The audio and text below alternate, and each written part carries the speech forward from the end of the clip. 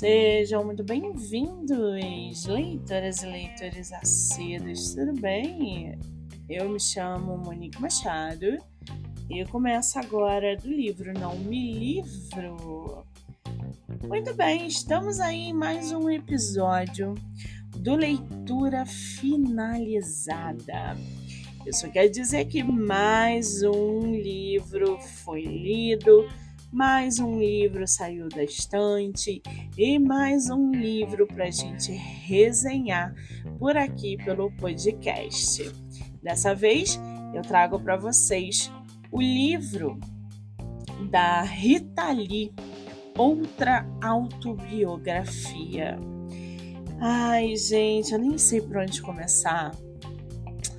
Eu nem sei, porque define bem aquela frase, né? Eu não estava esperando nada desse livro e de repente ele entregou tudo. Não prometeu nada e entregou tudo, tipo isso. Gente, que livro sensacional! Eu não li a outra biografia da Rita Lee, né? Parece que ela tem uma antes dessa que fala sobre a infância, o início na música, o mundo das drogas, o vício dela, né? Mas diferente dessa biografia que ela escreveu, essa aqui, outra autobiografia, já fala sobre a luta dela contra o câncer, tá? Então, eu não li a primeira biografia, né? Parece que ela tem várias biografias.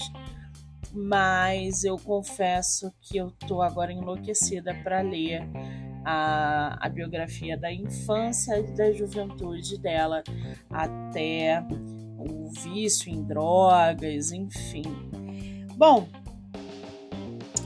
pra gente começar esse episódio, eu vou ler aqui para vocês um pouco da contracapa, que é uma espécie de sinopse, né? Mas não é uma sinopse, são trechos, na verdade, para que vocês possam entender um pouco mais sobre esse livro. Rita pode ter tido de tudo, menos uma vidinha besta. E os últimos anos foram, sim, desafiadores. Enquanto o mundo passava por uma pandemia, ela foi diagnosticada com câncer no pulmão. Em um texto ora cru e chocante, ora sutil e amoroso, e cheio de humor e ironias, Rita Lee não poupa detalhes do tratamento a que se submeteu. Fala também da rotina, dos avisos do universo, de seres de luz e dos caminhos que a vida tomou. Com franqueza e honestidade, marcas registradas da sua escrita, Rita pariu um novo livro autobiográfico que vai mexer profundamente com o leitor. Nossa compositora maior também faz parte, sem dúvida, do panteão literário. Este livro é um ato de coragem que só não é superior ao amor por seu público. Afinal, foi a ele que Rita quis contar, tintim por tintim, o que aconteceu. Viva Rita! Vamos falar sobre essa capa, né? Gente, quando você pega essa capa na mão, que você olha no olho da Rita, ela tá definitivamente te falando alguma coisa com esse olhar. Essa bilha dela, azul, verde, né? Uma coisa lindíssima, esse turbante na cabeça.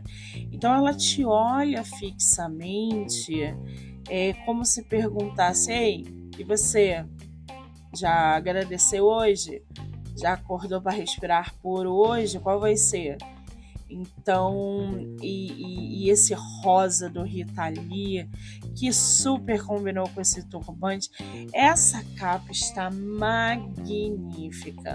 Lembrando que no decorrer da leitura, a gente também encontra várias imagens em várias fotos, né?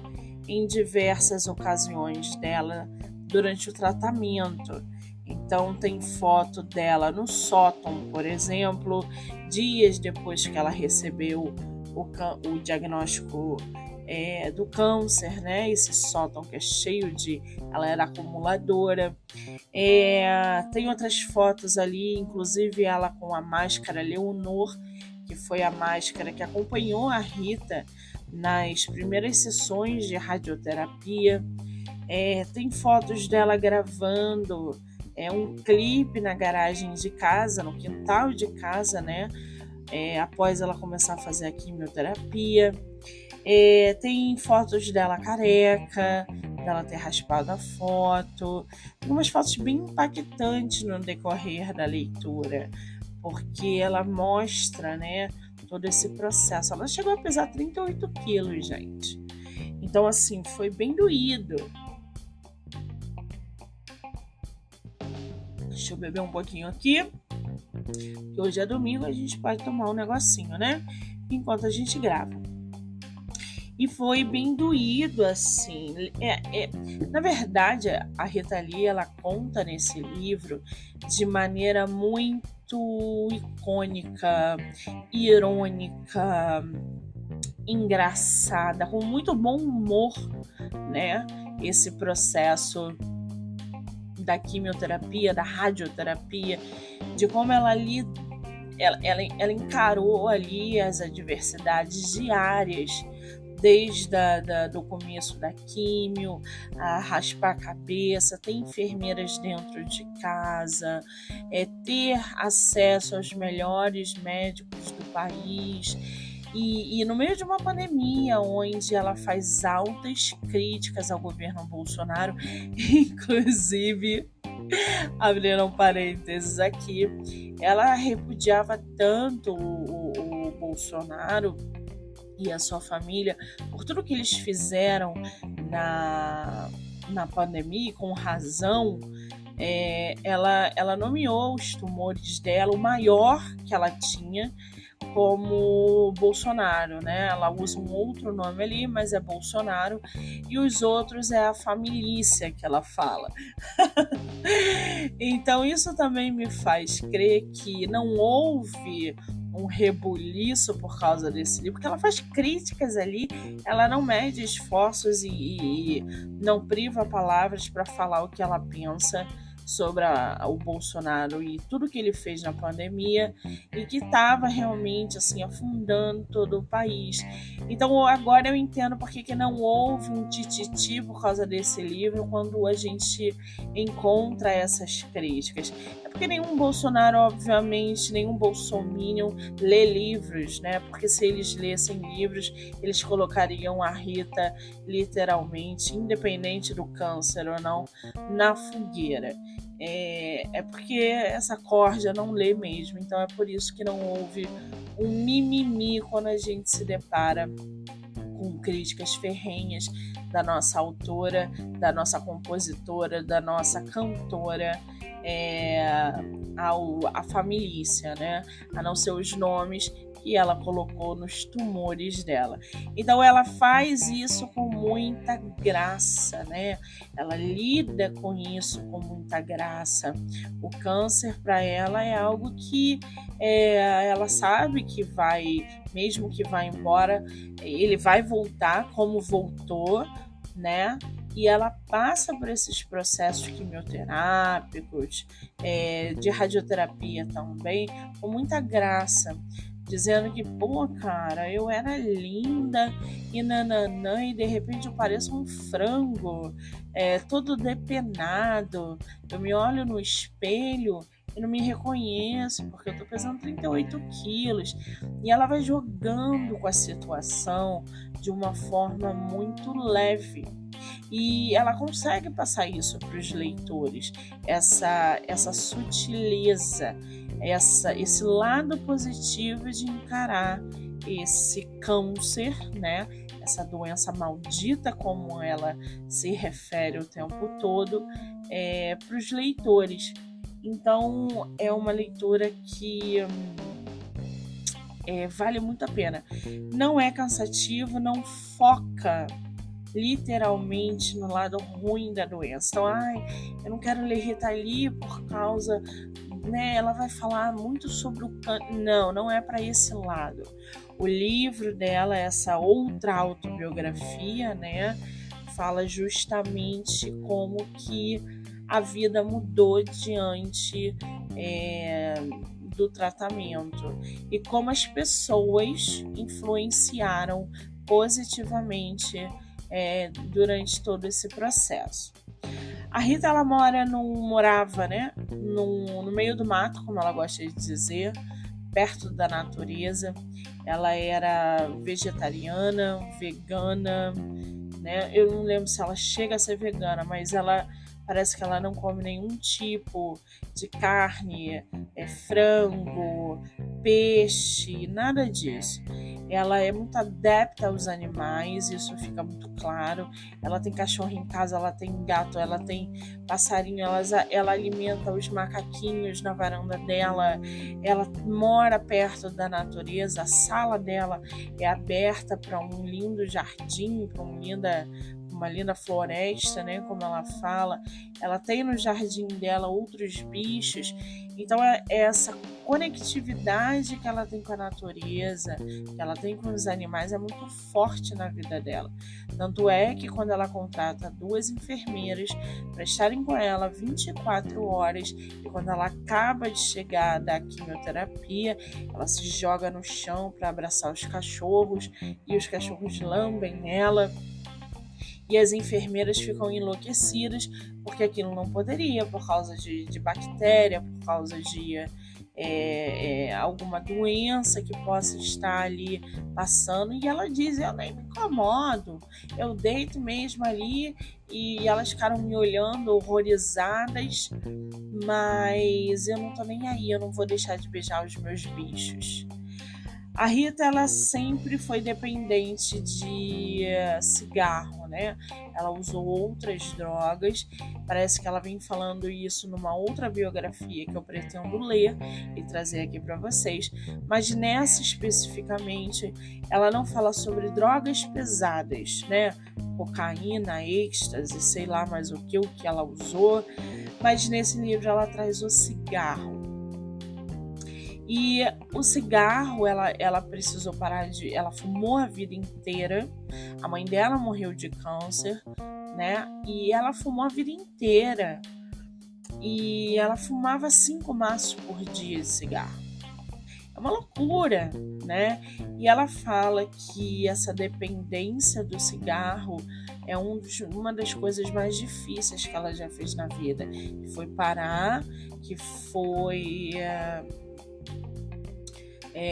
tentar esquecer que ela queria fumar.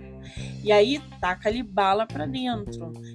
O marido dela, os filhos, enfim, ela andava sempre com balas adocicadas, porque toda vez que ela sentia vontade de fumar, ela abria uma balinha e colocava a bala para dentro para saciar, enfim, enganar essa vontade que ela tinha imensurável de fumar um cigarro.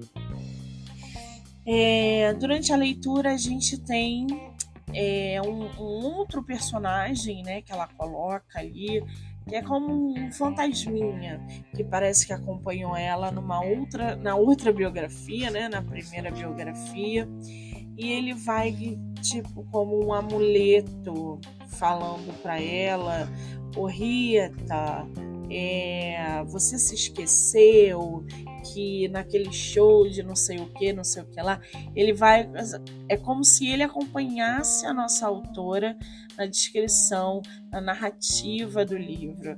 Então ela, por exemplo, fala do disco que ela lançou lá em 76, chamado Entradas e Bandeiras, e ela ela faz menção a outros artistas, e aí vem esse outro personagem que caminha com ela e fala, né? Poxa, Rita, lá em 76, quando tu lançou esse disco, você inseriu aí uma das mais belas canções do universo. A única que Rita compôs é o piano, e aí ele vem interagindo com os leitores de forma muito dinâmica. E isso é um dos pontos altos da leitura, tá? A gente vê aí na capa, na contracapa, nas olheiras, ó. Nas olheiras não, gente.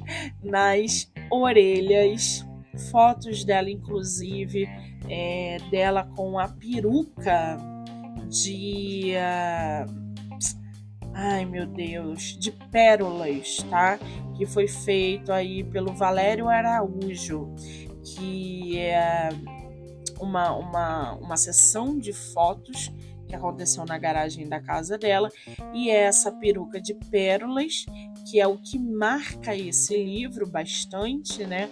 Ela fala que foi feito pelo Valério Araújo, provavelmente um dos artistas ali também do meio dela. O livro é dividido em várias partes, tá? Desde do tratamento ao vício no cigarro, as enfermeiras que ela coloca de nome A e B, a carequinha dela, deixa eu ver aqui mais, a quimioterapia, né? A cadeira de rodas, porque eu não sei se vocês lembram, ela chegou até a aparecer em público de cadeira de rodas.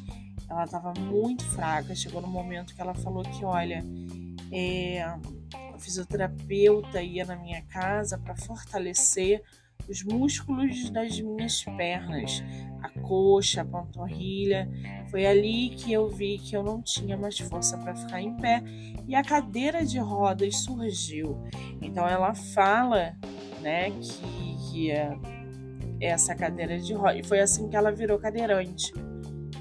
E isso tudo com muito bom humor, tá, gente? Eu vou lendo aqui para vocês um pouquinho de, por exemplo, a careca dela. Passados os 23 dias, voltei ao hospital para o segundo ciclo de químio e foi praticamente igual ao primeiro, só que o picolé dessa vez foi de coco. Ela na primeira vez, ela era picolé de limão que davam para ela chupar, enfim, se distrair ali. E mais uma vez continuei sem sentir nada. Apenas notei que meu cabelo estava caindo mais que o normal. Para fugir daquela cena manjada de passar a mão na cabeça e tirar tufos inteiros de cabelo, além de entupir o ralo, resolvi não dar esse gostinho para previsível e passei em máquina zero, encarando a feiura de parecer uma vampira. Com cabelo, eu parecia mais com minha mãe. Careca, fiquei a cara do meu pai. Na frente do espelho, vejo uma velha à beira do leito de morte, esquelética, despelada e frágil, que se durasse um mês seria muito. Longe do espelho era uma delícia, era mais prático. Dane-se o visual. Entrar no chuveiro e receber uma cachoeira de água quente na cabeça e cerimoniais de cura com ervas, esse prazer era impagável e eu secava a cabeça em 1 minuto com a toalha. Então esse início, né, dela se acostumando a ficar careca, ela fala: a minha vida inteira eu tive franja. Então, pela primeira vez na vida, eu estava sem franja, sem cabelo. E vira e mexe, eu ajeitava uma franja que não existia mais, né? Então, essa adaptação dela se ver careca também foi um processo que ela conta com muito bom humor, né? Para algumas pessoas, raspar a cabeça é o mundo caindo, desabando. Mas para Rita foi um ato de liberdade, poder tomar banho, encostar ali na cabeça aquela água e secar o cabelo, entre aspas, em 1 minuto. Então, até isso ela soube lidar muito bem com a situação. A químio. Depois de alguns ataques de pânico, pois é, gente, a Rita ali, ela conta, isso deve ficar evidente na outra biografia, na primeira. Ela conta que, principalmente nesse livro aqui, dos ataques de pânico que ela tinha. E isso causava muita intimidação, inclusive nas enfermeiras. A Rita falava sozinha, ela dava os pleques dela sozinha, e para acompanhar as mudanças de humor era muito difícil, né? E ela conta constantemente ao longo da narrativa como esses ataques de pânico interferiam, né, ajudando e atrapalhando todo esse processo de aceitação e cura do câncer. Depois de alguns ataques de pânico com visões infernais, eis que chegou o dia de tomar nos canos o primeiro coquetel de químio. Fui pesada para calcularem a dosagem dos químicos que seriam ministrados. 38 quilos. Não sei como, mas tinha conseguido engordar 1 quilo. Foi uma festa para minha família e os médicos afirmaram que quanto mais eu engordasse, mais cedo os pontos de câncer espalhados pelo meu corpo iriam sumir. Como Jair era o tumor mais visível, eu falei ainda há pouco para vocês, né, que ela nomeou os cânceres dela, né, os tumores, com a família Bolsonaro. Como Jair era o tumor mais visível, pouco abaixo da costela direita, Dr. Oren o tomou como modelo para acompanhar se os tumores filhotes cresciam ou diminuíam de tamanho. Jair se formara em apenas 2 semanas. Minhas células cancerígenas realmente trabalhavam rápido. Tive várias crises, pensando em como seria se tivesse todos os efeitos colaterais descritos nos panfletos que entregavam na oncologia. Me imaginei com náuseas ou vômitos que me fariam sentir à beira da morte por asfixia, cagando e mijando sem controle nas fraldas geriátricas, com as gengivas sangrando, e pensei em chumaços do cabelo entupindo o ralo do chuveiro, entre outras cenas de horror. Por incrível que pareça, a Rita não teve nenhum tipo de efeito colateral, a não ser a queda do cabelo. Mas um dos ataques de pânico dela era literalmente voltado para a ideia de que tudo isso aconteceria com ela, que as gengivas iam sangrar, que ela defecaria sem sentir, que a fralda dela ia ficar suja porque ninguém ia trocar, enfim, por obra e graça do destino, a única coisa que ela teve, o único efeito foi realmente a queda de cabelo, tá? O caroço. Certa vez me despia para o banho quando a enfermeira A notou um caroço do tamanho de uma bola de gude perto da minha costela direita. Ela nomeou as enfermeiras de enfermeira A e enfermeira B.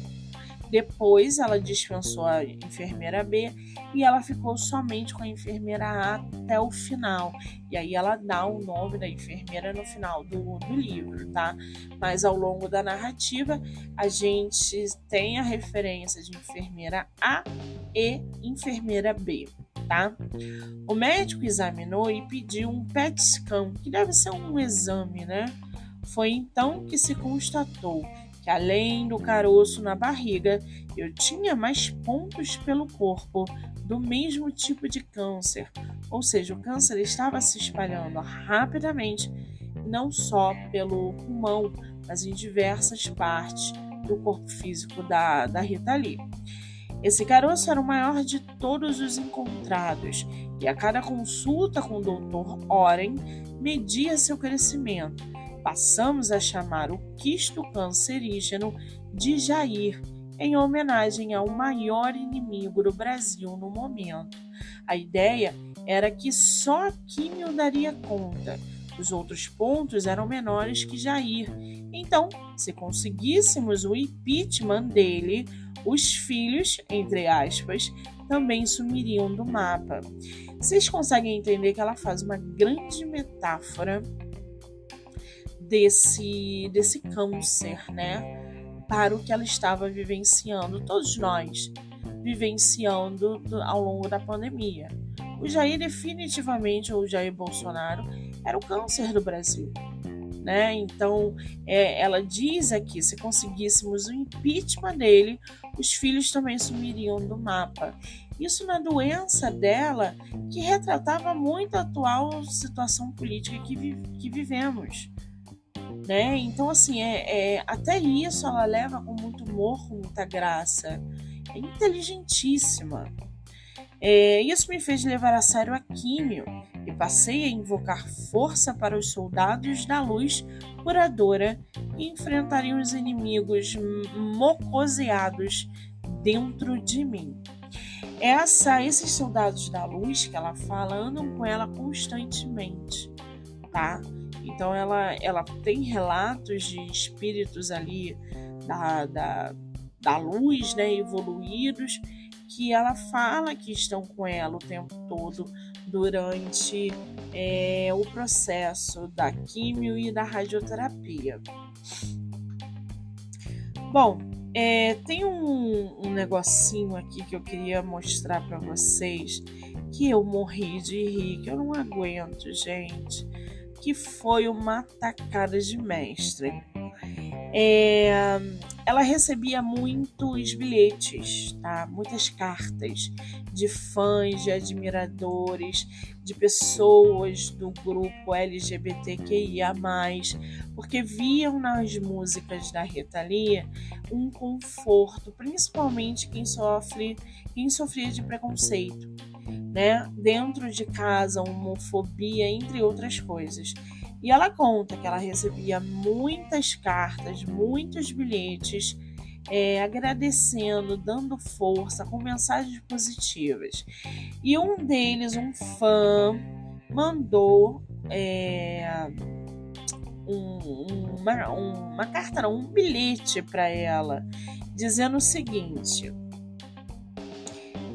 os visitantes podiam deixar bilhetinhos para mim durante os meses em que a Expo ficou em cartaz. Recebi caixas e mais caixas de declarações de amor, muita mensagem de força, poemas, desenhos, alguns pedidos para que eu me candidatasse à presidência. Aí ela abre parênteses, o quê? E um pedido para fazer um pix.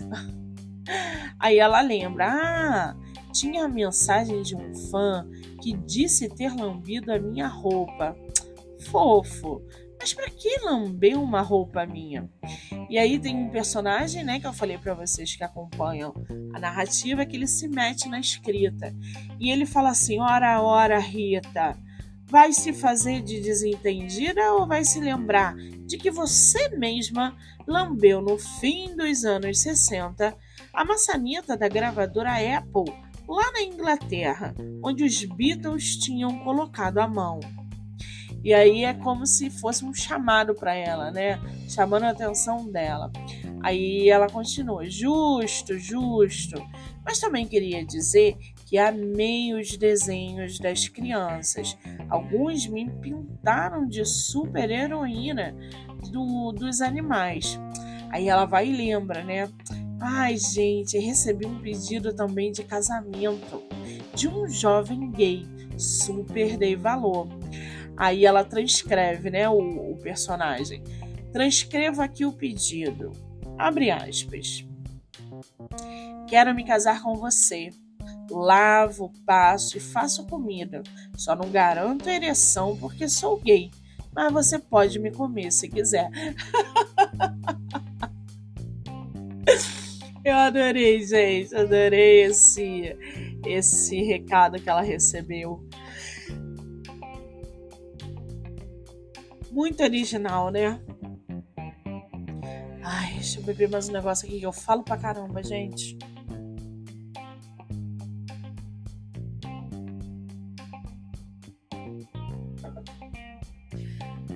Bom, continuando aqui, ela deixa uma mensagem para essa garotada de hoje que tem muita informação, tem muito adolescente perdido, e ela fala o seguinte: queria dar beijinhos e carinhos sem ter fim nessa moçada e dizer a ela que a barra é pesada mesmo, mas que a juventude está a seu favor. E de repente, a maré de tempestade muda, fazendo o barquinho seguir até sua ilha deserta e ensolarada de amor. Diria também para não planejarem nada a tão longo prazo, que a frustração pode assombrar, o que não significa não ter sonhos, apenas que eles não caem do céu. Diria também um monte de clichê, que vale a pena estudar mais, pesquisar mais, ler mais. Diria que não é sinal de saúde estar bem adaptado a uma sociedade doente, que o que é normal para uma aranha é o caos para uma mosca, que uma coroa não é nada além de um chapéu que deixa entrar água, que todo dia o mundo se afoga no caos e vai ser difícil achar um lugar para observar o fim dos tempos de camarote. Meninada, sintam-se beijados pela vovó Rita. A Rita em momento nenhum fala do medo da morte. Ela não tem medo de morrer, por ela faria a eutanásia. É porque no Brasil isso não é permitido, mas ela não fala do medo de morrer porque ela não tem. E ela encara de frente ali a morte. O único problema que ela tinha com a doença era realmente os efeitos colaterais, os ataques de pânico que eram constantes, porque todo o resto já estava organizado. Ela queria ser cremada e jogada no jardim da casa, onde ela tinha as plantas e os animaizinhos dela. Esse era seu último desejo antes de morrer, né? Para que a família cremasse, porque esse negócio de cemitério não tá com nada, e ao invés de termos cemitérios, poderíamos ter aí mais parques para bichos e crianças. Então, ela acha um desperdício, um local imenso ser um cemitério. Por ela queimava-se todo mundo, cremava todo mundo e as cinzas jogadas nos lugares favoritos das pessoas. E o último desejo foi realmente esse: me cremem e me joguem no jardim da minha casa, onde eu ficarei com os meus bichos e as minhas plantas. Bom, basicamente isso, tá, gente? O livro da Rita Lee tem em torno de 184 páginas, 190, você consegue ler muito rápido. É um livro delicioso de ler, é agregador, você termina a leitura, você fala: caramba, cara, que mulher é essa? Que coisa sensacional é essa? E é isso, deixo aqui recomendado para vocês. Vou disponibilizar o link de venda no site da Amazon aqui nesse episódio, então já clica lá, porque o podcast agora é afiliado do site da Amazon, e clicando através do link que eu vou deixar disponibilizado aqui, vocês têm algumas vantagens. Se você não encontrou, é porque já clicaram na sua frente. Inclusive desconto para comprar e-books e o livro físico da Rita Lee. A outra não. Rita Lee, outra autobiografia. Esse é o nome, tá bom?